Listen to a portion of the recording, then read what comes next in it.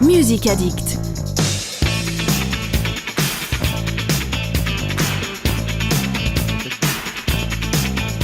Bonjour à tous et bienvenue dans le Sun Music Addict, votre rendez-vous live avec les groupes de la région. Merci d'être fidèles au rendez-vous, merci à ceux qui nous rejoignent.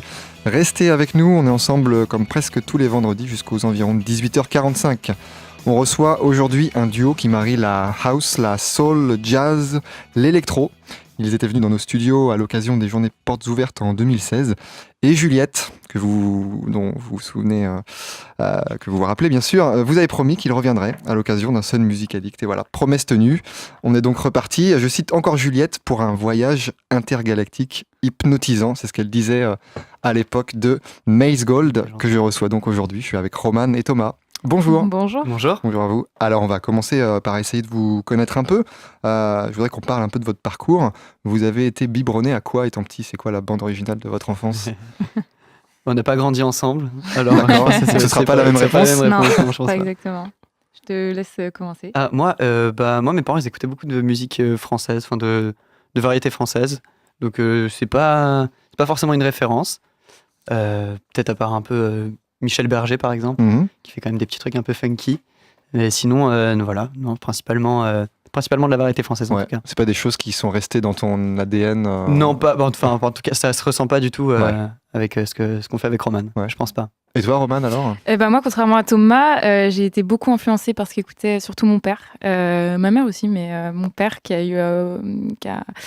adore le jazz et qui adore la soul, etc. Et dès que j'ai été petite, en fait, il m'a fait écouter des trucs comme Ella Fitzgerald,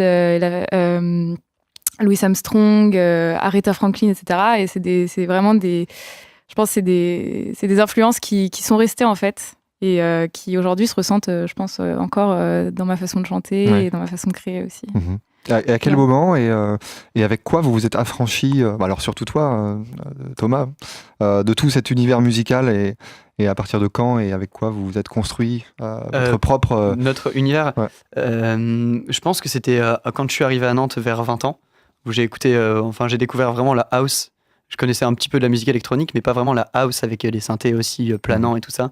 Donc en fait, c'était il y a pas si longtemps que ça, je pense il y a 4 ans, quoi. Il y a vraiment 4 ans, où j'écoute maintenant beaucoup de house. Ouais. C'est un peu à la mode aussi. Ouais. Pour les connaisseurs, c'est quels artistes Quels artistes à la base, Crystal Water, on adore ça. Enfin, en plus, c'est une référence pour nous deux. Hard Drive, ensuite, il y a énormément d'artistes dans la house. Enfin, après, il y a vraiment les plus connus. Il y a Jeff Mills ou des références comme ça. Même Disclosure, qui est peut-être un peu plus pop. Ça, c'est quand même un des groupes qui m'a fait aimer ce genre de musique à la base, quoi. Avec un petit peu moins de voix, c'est un peu mieux, mais... Roman, c'est donc Thomas qui t'a fait découvrir la house électro? Non, c'est vrai que je me souviens exactement du moment où je me suis dit que la house c'était vraiment cool. C'est une chanson de Disclosure où vraiment... Boiling, quand je l'ai entendue, donc ça fait quand même quelques années, mais pas tant que ça. J'ai entendu cette musique et je me suis dit, ça c'est le genre de musique que j'aimerais faire.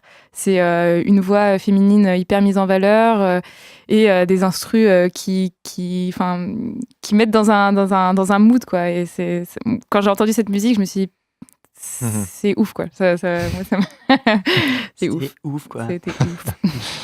Et alors la pratique de la musique, c'est venu comment? Vous êtes auto-formé ou vous avez pris des cours? Moi, j'ai pris des cours de batterie quand j'avais 10 ans à peu près. Et puis après, la musique électronique et les machines, oui, ça c'est plus en regardant des tutos sur YouTube ou voilà. Tu t'es débrouillé tout seul? Ouais, voilà. Je suis pas très bon pianiste, par exemple, même si je fais un peu de piano. Self-made man. Et toi, pour le chant, Roman? Moi, pour le chant, non, j'ai fait du solfège quand j'étais jeune. Et c'est vrai que je faisais un peu de chant lyrique dans les cours de solfège. Mais après, j'ai jamais pris de cours de chant.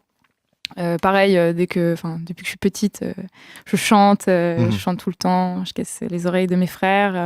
Voilà, non, c'est juste de la pratique tout le temps. J'ai toujours aimé ça, donc voilà. Mais pas de cours, j'ai fait un peu de guitare, mais pas de chant. Alors vous êtes un duo, mais aussi un couple à la ville, comme on dit. Exactement. Alors, ça s'est passé dans quel sens? Un couple qui fait de la musique ensemble ou un duo qui tombe amoureux? C'est une histoire marrante parce qu'au départ, ça devait être un duo qui tombe amoureux et en fait, c'était plutôt un couple qui a commencé à faire de la musique. Qu'on a fait de la musique après, vraiment. Voilà. Quand on s'est rencontrés, en fait, au départ, on s'est dit qu'il fallait absolument qu'on fasse de la musique ensemble. Il m'a entendu chanter, il m'a dit qu'il faisait des instrus, qu'il aimerait bien avoir une chanteuse. Et du coup, ça partait de là. Après, on n'a pas fait de la musique tout de suite. On a attendu un petit peu, ouais.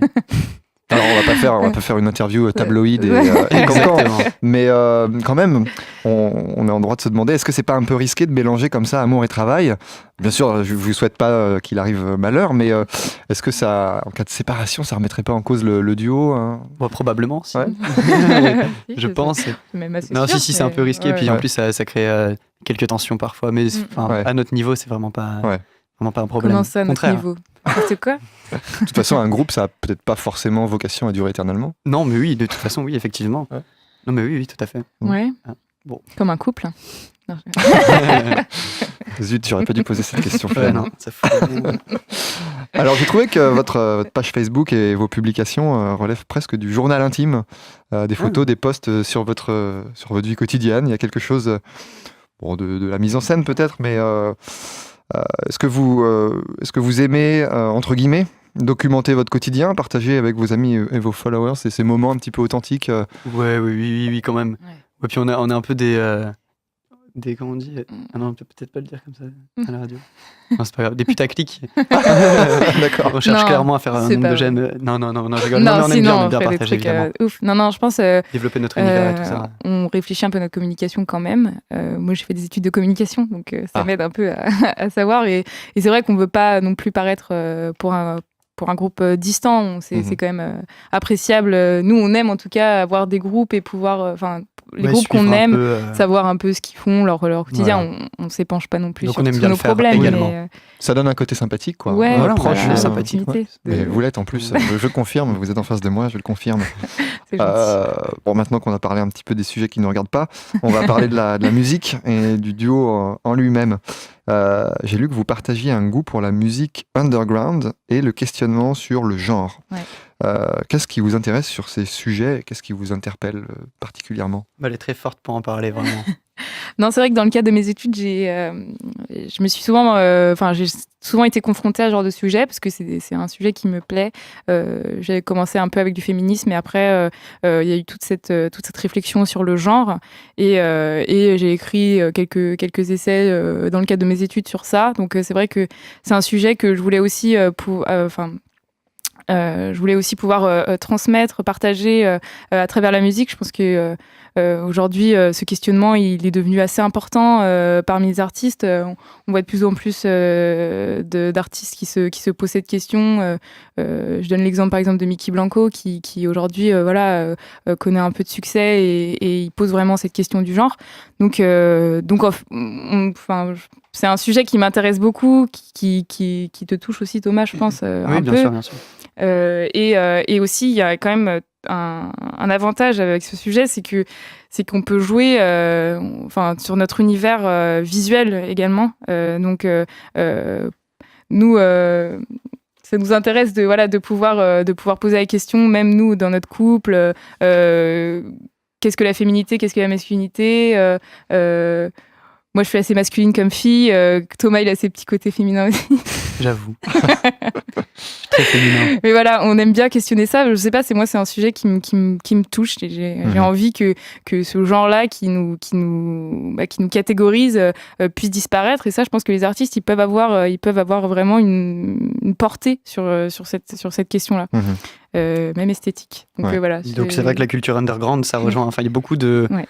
Il y a beaucoup de soirées transsexuelles ou de soirées un peu moins populaires les soirées un peu moins populaires et qui vont justement transgresser cette barrière. Elles se trouvent beaucoup dans le milieu underground. C'est beaucoup moins populaire. Donc c'est pour ça aussi qu'on est intéressé par le milieu underground, forcément, puisque on retrouve ces sujets-là qui nous intéressent. Et puis la house, au départ, c'est ça. Enfin, c'est un peu ça aussi. Enfin, ça se retrouve aussi beaucoup dans la culture gay, en fait. Et du coup, on n'est pas totalement éloigné de la musique qu'on fait aussi en parlant de ça. Voilà. Oui, mais alors j'ai trouvé effectivement que votre EP, dont on va en parler plus en détail tout à l'heure, intitulé Lady Boy, Donc voilà, qui illustre bien cette explicite, idée. ça va. Explicite. Et aussi le logo, alors que j'ai trouvé pas mal. Le logo que les auditeurs pourront aller voir sur votre page Facebook, bien sûr. Mais je vais le décrire. Donc c'est des oreilles côte à côte et puis les boucles d'oreilles qui s'entrelacent en guise d'alliance. Exactement. Illustre bien cette idée, quoi. L'alliance, le mariage basé sur l'entente et pas forcément sur le genre. Exactement. Ouais. C'est bon, j'ai bien compris. Ouais, très très C'est bien. une belle en tout cas, interprétation de notre logo. En tout cas, le symbole est assez chouette. Ouais. Cool. Eh ben, écoutez, je vous propose qu'on aille vous écouter. Ouais. Absolument. Rejoignez donc vos micros, vos claviers. Il y a des machines, des pads, des claviers, etc. Beaucoup de matériel. Ils sont deux pourtant. Donc Thomas derrière les machines et les claviers, Roman au micro pour un mariage entre l'électro, la house, la soul et le jazz. On est avec Maze Gold en direct sur Sun.